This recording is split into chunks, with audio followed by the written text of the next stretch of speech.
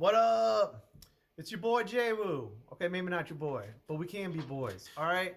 I'm hanging out at the shop. It's after hours. I'm just chilling, and I need to put some video content out there. What was I thinking about? Marketplace. What are you doing when you take a crap? You're on Marketplace, right? What are you doing when you're chilling and you just don't want to leave? You're just in the zone. You don't want to talk to your girlfriend. You're just chilling. You're on Marketplace. What are you doing at work when you don't want to do that extra work? You're on Marketplace, right? You're looking at cars, bro. You know you sit on the can and look at cars. It doesn't take 20 minutes to use the bathroom, but it does when you're on Marketplace. So this video is for people who want to buy a car, the basics, or people who want to buy a modified car, or done over and over again. And if you're on this channel a lot and you're one of the main people that watch the channel, you probably don't need this video, but it's a tips and tricks video. I don't know what we're gonna call it. We're gonna, marketplace, do's, don'ts, beware marketplace scams for buying cars, selling cars. I don't know, but I'm gonna go over some stuff, and we're just gonna break down a really good directional look at when you want to buy a car in marketplace. What's the best decision? So if you're just looking for a car, you're young, you want to get out of your Malibu that sucks, and you want to get something cooler that hopefully less sucks, or you're somebody who wants a deal on a car, we're gonna go over that first. We're gonna go over the basics, and then we're gonna go over modified vehicles and the dudes out there that we sell, trade, and all this stuff can go down. And I'm gonna tell my horror stories, my pro stories, and my con stories, because in this game, there's a lot of flippers, and there's a lot of people trying to trade up, and there's a lot of people trying to bite you, and it's happened to me multiple times, and it sucks, and it's not cool. So I'm gonna give you the best tips and tricks on the experience of, bad experiences I had, so you might possibly find the car of your dreams, an amazing car that's way cooler than all of my cars combined. I want that to happen for you. It's really sad I have so many cars out there. People actually message me on Facebook, ask about my old cars out there too. That's pretty crazy. I've got problems. Is there counseling for this? Can you guys direct in the comments to what could possibly help? So I made a list because I'm being professional here, and let's just get going. I'm gonna try to do this without having to do edits. So anyways, your basics, right? The biggest thing I look for when I'm looking for a good deal, let's just say I want to get a new daily driver, I look for listing time and obviously price and mileage, okay? If you see something that's got a decent mileage and its listing time is real early and it looks like the car's clean, and usually it's followed up by it's a single seller, maybe second owner, first owner, or somebody's deceased or something like that, or they just want to get rid of it, it's been sitting forever, that is your golden pony. But you only have so much time because a lot of these people get a lot of messages real quick. You got to jump in there and say, hey, I want to go look at this car, I'm going to come out and see it, and you got to have that money set aside, plan ahead, and just shoot on the road. That's my best advice. A lot of those cars, if you start saving your cars in marketplace and watch, you see good deals, they're going to go right by you because people are going to pick them up. So make sure when you're ready to purchase your new car, you do that. Also, when you go to the market to buy a car, if you're looking to get a daily driver, you want to find it based off the mileage, the quality, low rust, how's it run, that first thing we just talked about, the basics right there, the time of the listing. And you don't want to be so picky to the point where, I want a BMW that's black. If you want to be that picky, you're going to be waiting for a very long time. But if you want a good deal, then you want to jump on this. These are what flippers are trying to do. They're trying to grab these cars first, and then they even kick down those cars as much as they can in negotiations to try to get them for pennies on the dollar, and then they'll put them back up for sale for $3 or $4 grand, hoping to make money off you. That's usually the curve. So you can be that guy, and you can buy a car you want, or maybe you can start flipping cars if you want to. But the big thing is, I'm trying to help people who just want to get that car. So you gotta move. You gotta bam, I'm out. All right. So anyways. That's just a great tip right there. Look at the time listed. Look at the backstory. Communicate with the seller if they seem really, chill. They don't have something to hide. That's another thing is you need to review your seller. There's ways to do that. You can go on their profile and they have sometimes reviews if they suck or they don't suck. And then they have products for sale. So you can see if somebody's got a bunch of cars for sale and they're not all cool looking. Some people do what I do and you work on stuff, then you just put them back on the market. And sometimes I upsell and try to make money. Sometimes I try to break even. But I will not sell a bad car to anyone. I won't bite anyone like how I got bit. I'll take the loss. I hate that. It gives you a bad reputation. You don't need that. So what you want to do is you want to review your seller, look, see if they're a flipper, and then make a judgment. Do I want to buy a car from a flipper? It's obviously what we just went over in the basics. You don't want to. You're trying to get the cheapest car. You're not trying to get that car that's been marked up because you think it's cool. Hold on one second.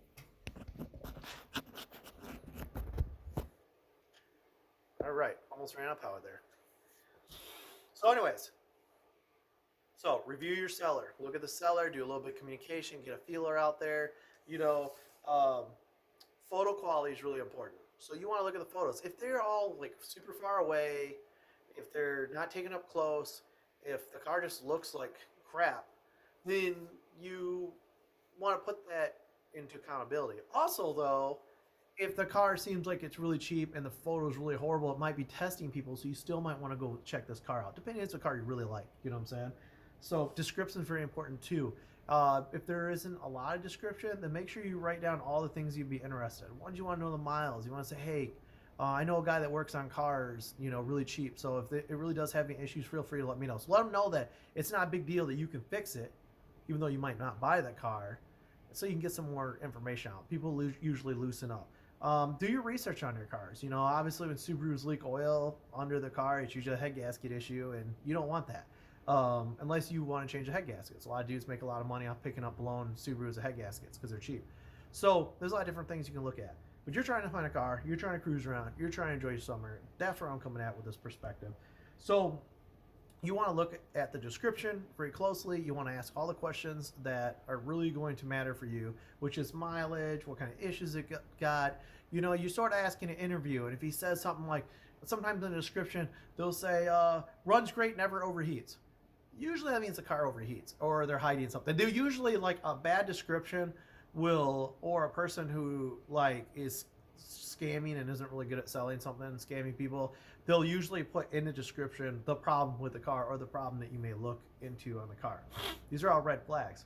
Like I said, when you get that ad that was posted really quick, really cheap, they just want to get rid of the car, they don't have a bunch of other stuff for sale, you find out just a normal family and stuff like that. Once all the stars align, you can get a curved feel for it. You pull up in a dude's driveway and he's got 17 freaking cars, you know, he doesn't have a good reputation, you look back into his profile, then you're going off a flipper, and probably flipper is a douche. So you gotta be careful about that. So this is that.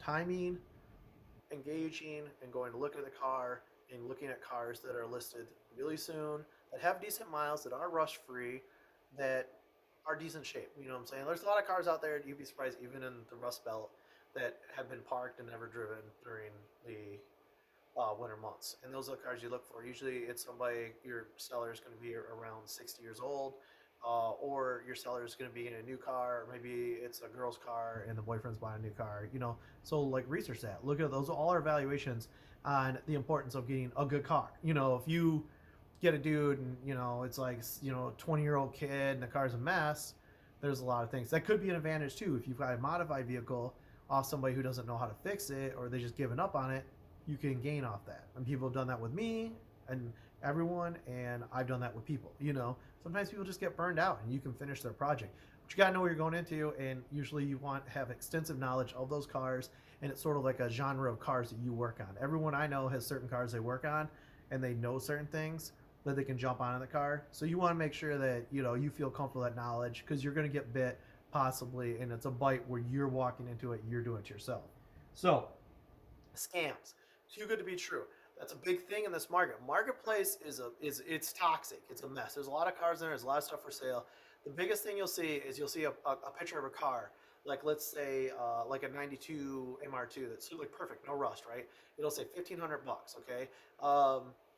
You go to click on the ad, context for more details. Dealerships do this too. They'll post a car up for $1,500 or $1,000, meaning down payment. When you contact them, they take these beautiful photos. If it sounds too good to be true, you're not getting good response, and the person asks for a deposit right off the get, or they want to meet with you in a shady location and things don't seem right, do not engage. As far as dealerships are concerned, let them know they're sort of douchebags for doing that. You know, like, you know, delete those, you know, ads, or ignore those ads. Well, you don't, you know, dealerships are making a lot of money off used cars. They usually do. And that's another trick where you'll get caught in, and they're like, oh, well, you know, it was $1,000 down. And another thing too that everyone freaking hates, and if you're a noob, 1, 2, 3, 4, 1,000, 2,000s up in 20,000, 10,000, or they don't leave a price. It's just what it is. Facebook doesn't allow us to put prices on cars. What they're doing is, like, you got to go do your Kelley Blue Books. You got to look for other cars for sale and write down all the price of these cars, and you need to give yourself a buying leeway because a lot of people are selling cars really high. I have a bunch of collecting cars. You watch this video, they're going to go up for sale, and I'm going to price them where I want them at because of the market. You know, biggest thing right now, the worst things on marketplace right now is like the 240SX. They literally are selling no matter what you ask. I had our red 240SX. You know, the engine guy didn't finish the job. We ran into a bunch of bumps. He had a lot of stuff going on. So I said, you know, we'll sell the car. So people were ready. It just needed a little bit to finish it. And they were like, I said $5,000. And people were like, I got my trailer loaded up. I had people like, multiple messages said they'd be there that night. On my old car, my blue car just sold for like $9,000. And it's just crazy. It's nuts. I'm hoping the RX-7 market's about the same. I got an LS Turbo RX-7. I don't really drive it, and I need to free some garage space up to finish the Hachiroku project, which is going to lay up in the garage by the next episode. You're going to see I'm going to start doing body work. And I got the Cressida, so I'm probably going to let go of the Cressida or the RX-7. But I'm going to want $8,000 for the Cressida just because, I don't know, it's a great car, and if somebody will give it to me, I'll give it to me. I call these the Bitcoin cars. So the Bitcoin cars are outrageous right now. Japanese classics are blowing up through the roof. The cars that are not in this curve are the Double X's and Imprezas and Subarus and Hondas because there's a lot of them, and Miatas. But they are like they're like the silver of the gold. So they're like still coming up in value, and you'll see people asking a lot of money for these cars. So you gotta like negotiate, you know. There's somebody out there who's gonna sell a car for a decent price. So I got my Hachiroku for an actually pretty fair price, and it was a little too much because I was told the car didn't have engine problems. I ended up having a completely shot engine. And it's a bad situation, but that's life. But the thing is, some of these cars are going up. So if you want to sell a car like that, or if you have a car like that, or if you want to buy a car like that, you have to look, are you willing to pay the tax? If not, there's people out there that are willing to sell their cars without the tax. You're just going to have to find the right seller and the most stock version of the car that you can. That's the reality of it. So I hope this helps a lot because this is stuff I've already ran into. There is stuff that I will pay coin for. I will pay coin for a clean Jeep Cherokee. Biggest problem is that's another thing on marketplace we're gonna go to with scammers. Is there's guys out there with 6 Jeeps and they like throw together like the last 2 and they're throwing them up there and they're like promising that they're off-road demons and they're great shape. You got to find out there's more rust holes covered up than you can ever imagine. So be sure to look at that. Be sure to look under a car. Example, last week I went to look at a Forester. Great deal. I was going to go for $2,200, you know, super clean outside. I drove around the corner. Subframe, must have like hit something, completely rusted out. One section of the subframe was completely gone. Would it have been worth replacing the subframe? No, because I had a cracked windshield, a bunch of other broken stuff, bunch of maintenance not done. Now this car, that relatively $3,000 for a decent one would be the realistic price, is now already, it's an $800 car. You know, it's something I could shit kick if you want.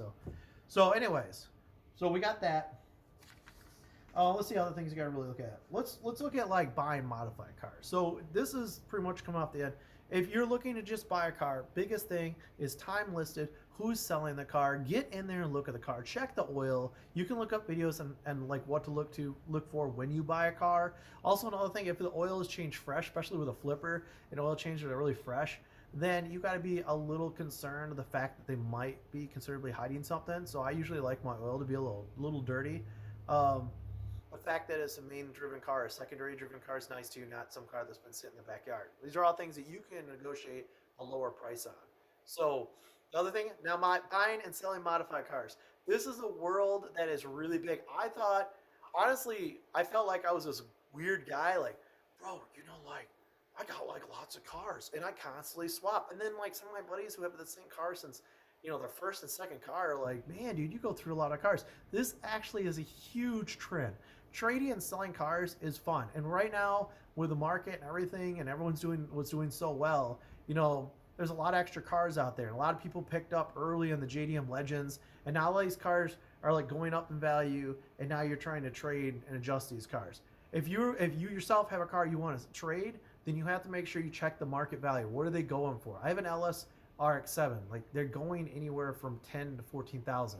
even though a year ago it was 8, 7. It all depends on the quality of your car.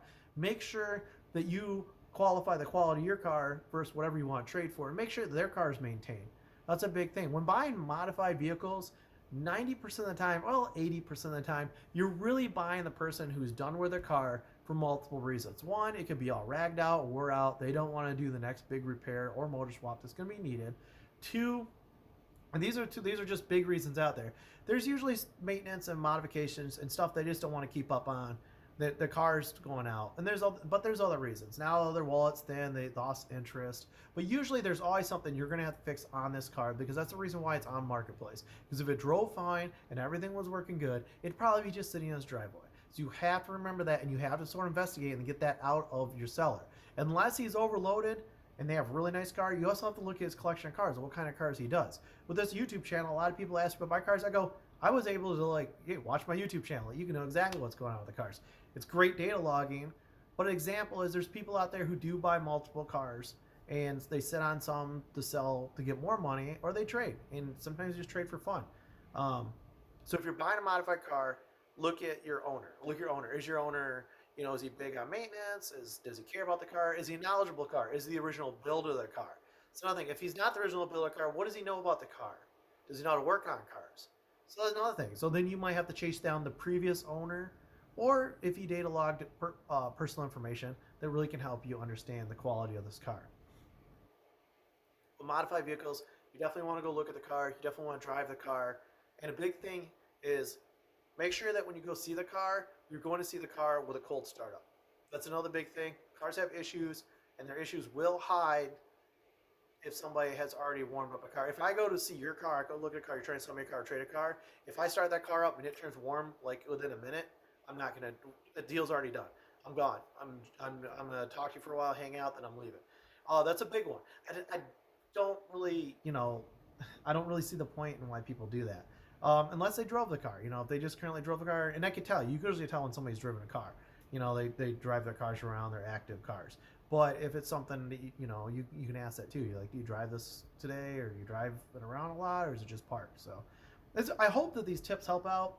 This is a time when we get bored and we're sitting on Marketplace and we're working on our car slowly or whatever's going on. I don't know what you're doing on right now. My garage is so cold, even when I turn the heat on, I'm just like, I'm taking at least 2 weeks off before I work on a car again, which means it's going to be at least a week before another episode comes out. So I was like, you know what? Marketplace, let's talk about it. Let's talk about it, guys, right? And I know you guys are all Marketplace people. So I hope that some of this information is helpful, or different views that you can look in on cars, just because I've done it a lot. So my biggest thing is my seller, building trust with my seller, the date of the car's listed. If it's a modified vehicle, looking at what's done to the car or what they know about the car, trying to backtrack to find out, and also when you want to do this, be sure that you know as much possible cars. Like, for example, Subarus, leaky bottoms, head gaskets usually. Try to find the maintenance history. When people say they have a built motor, unless they have paperwork, consider that bullshit. Unless they have proof, consider that bullshit. I've been bitten on that like a few times. I seen it coming and I was like, all right, I'm gonna take a chance, and it's no good. I had a person tell me I had like a dart block. I ended up finding out it's a Ford racing motor. It's $2,000 less in value. I come to find out that I had went from trading for like a so-and-so, value card, almost half the price of the car. I got bit, you know what I'm saying? It's a part of life, and you learn from it. So make sure that if you do these kind of deals and you're trading, that you know extensive amount, and these are cars that you really understand. And ask a lot of questions, feel free to. If the owner is getting frustrated or doesn't want to answer your questions, then that could be a red flag. Or maybe you're a noob and you don't know that much, and he's just like, I deal with Subaru guys, I already know about Subarus, you know what I'm saying? So do your research and ask other people. In these communities that we have, a lot of you people in these different communities watch this video. The Toyota community, which I've openly went back into and talking again because I have Toyotas now, and Subaru community is really helpful. There's a lot of really good guys out there that I talk to on a daily basis or talk to bi-weekly. The Honda community, for as much BS as they get from everyone else, is really helpful. The LS community is huge, so you got to know and find the good people, ask questions, and I hope that you find the car of your dreams or enjoy trading cars, and every trade you get is the best one. Everyone's trying to up trade. Remember that when you're trying to trade cars. So you want to try to do the fairest trade possible, or find somebody who really likes your car, who's willing. If you're up trading yourself, then the way to do it in a way that's fair to everyone is find somebody who really likes your car and is willing to put that extra money or that extra trade plus money towards you. When it comes to you trying to uptrade a piece of shit, you're sort of an asshole. But if you pull it off, good for you. But everyone's trying to uptrade. So remember when if you're a novice trader or you're trying to trade cars. So if you want to trade for something and you want to down trade, make sure it's something you really want to drive. I only down trade when I really want something. Like my RX-7 right now, it's probably worth like at least 10 grand bottom in, 12,000. It depends, when spring comes, how the market is. But I would take this car and I would trade it for an $8,000 Subaru Forester or somewhere that's a few thousand less because I really want to do two trailer or a Jeep at that point. You know what I'm saying? So you have to make the decision. You got to get ready to take a loss. The best thing to do if you want to get a car that you really want is sell the car that you have, put it on the market. But to sell your car also, make sure that you're looking at this video in reverse. How you can communicate with your customers, how honest you want to be about the car. And if you have something little that you can fix, like fix it. Like a busted windshield is $200 to fix. It's going to make your car worth a lot more. I don't like that kind of stuff, so I get turned off by it. I'll walk away from that stuff. So if you're going to prep and this car is going to make money and you have a good car, then fix the things. If you don't, then, good luck if you trade up and like whatever you do, put it out there. But if you're fairly honest, you can make a lot of friends in this community and you can make a little bit of money. If you're not honest, well, you're not going to be, no one's going to tell you you're a douche or talk to you about it, but your reputation will get stained. You want to think about that. Or if you don't, it doesn't matter. But anyways, I hope you like this video, man. It's time for me to go on Marketplace and check out some ads, and that's it. Maybe I'll review some ads, or if you want to leave stuff in the comments, your input in the comments, that would be great. This was a fun little video, just BSing and talking. I really enjoy shopping around for cars, and I guess this is my best way of saying like what I could share knowledge base. I don't think I'm an expert in this, but there's just little rules that I've been following, and I've had a really great score. I've had a great score in cars. Big shout outs, like there's people like Alex Kraft. I've been trading with him for years. Eric Shu, I mean, he's the one who led me to my, end up with the RX-7 situation. We've traded parts for years. I have a lot of friends out there that I've made from swapping and trading parts together, and they've treated me good, and I've treated them good, and they pay me back. Like, I always, when I trade parts too and everything, I always try to throw the best deal out. If I do a trade, I'll throw some wheels in, hoping this guy, like, hey man, I got these. You interested in them? Like, hooking me up. So you always hope that it revolves the other way around. If it doesn't, then that, no hate. You just close that door with that trading with that person and just say what's up when you see them at the meet. So that's all things you can learn. I hope that this helps you out, and I hope you enjoyed this video. Subscribe, like, or whatever. I mean, that's like the normal YouTuber thing, right? Like, whatever, I don't even care. If you want to, like, say this video sucks, go for it. But anyways, I hope this does help some people out there, and I think it's really worth putting out there. And I'll see you guys next week. We'll be back in the garage, and the A86 is going to return. And I'm going to show you what I'm working with, where I'm starting, and start the restore. And then hopefully I got the Cressida ready to go on the road. So, yeah, I'll see you next week, guys. Peace.